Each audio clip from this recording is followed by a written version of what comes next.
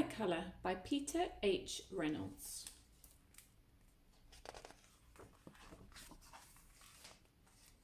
Marisol was an artist. She loved to paint and draw, and she even had her very own art gallery. Not all her art hung in a gallery. Much of it she shared with the world. She painted posters to share ideas she believed in. At school, Marisol was famous for her creative clothes, her box of art supplies, and her belief that everybody was an artist. Yes, Marisol was an artist through and through. So when her teacher told the class they were going to paint a mural for the library, Marisol couldn't wait to begin. The classroom buzzed with the sound of brainstorming. The students talked and sketched. Together they made a great big drawing. Then they marched to the library. "I'll paint a fish." "I'll paint one too." "I'll paint the ocean." Marisol shouted, "I'll paint the sky." Marisol rummaged through the box of paint, but couldn't find any blue. How am I going to make the sky without blue paint? The bell rang. It was time to put their brushes down for the day. As she climbed aboard the bus, Marisol kept wondering. All the way home, she stared out the window. The sun lowered closer to the horizon. Later at home, Marisol watched day turn into night. That night, Marisol settled into a deep dream. She drifted through a sky swirling with colours.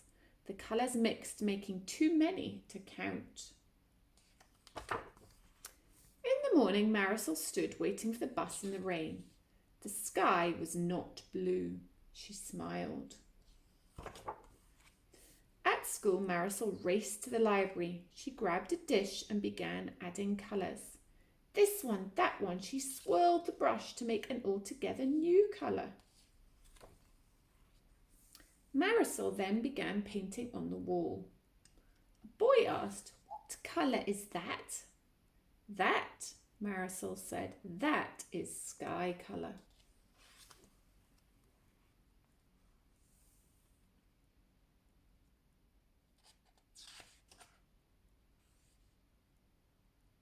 The end. So you've just listened to this awesome book, Sky Colour.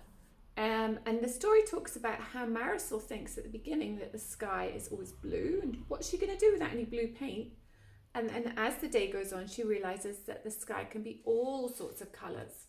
And at the end of the book, she helps create this beautiful mural with all of these wonderful colours in the sky.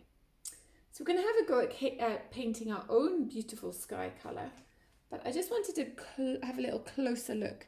Peter H. Reynolds made these beautiful colours with watercolour paints. You can see how the paints you can see whether you've got some water here and how the colours are kind of mixing together. You could also use liquid watercolour. So we're going to have a try today using watercolour paint, liquid watercolour or food colouring. Or if you don't have that, you can use markers that are water soluble and try adding some water to them as well. So have fun and create your own sky colour picture.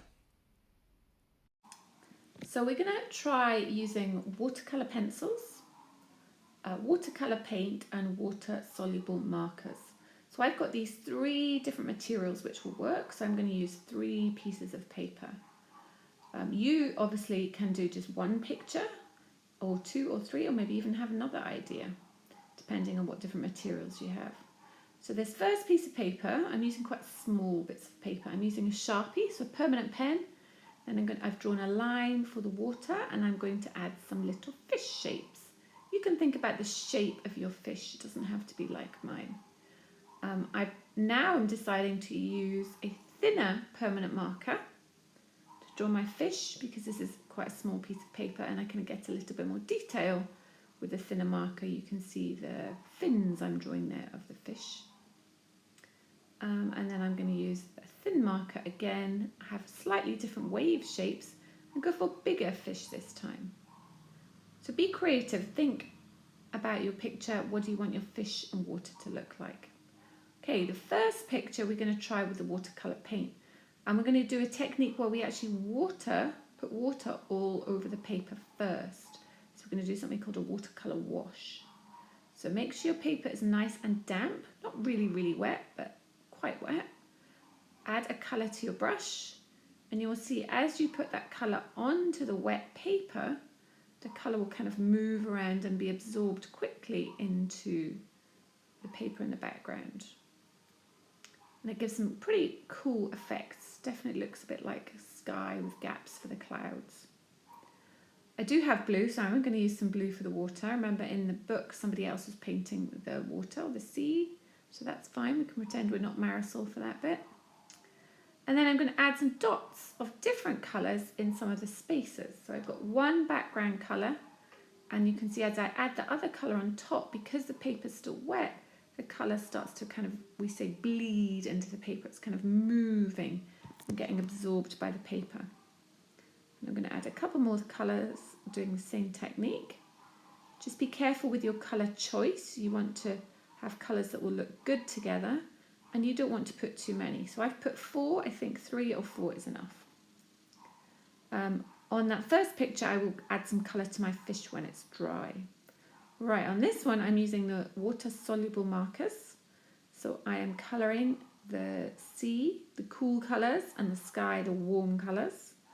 And then I am going to use the water with the brush and just add the water on top. And you can see because the markers are water-soluble, they are dissolving with the water to create this pretty cool sky effect. So I'm going to do that with my sky and also with my water.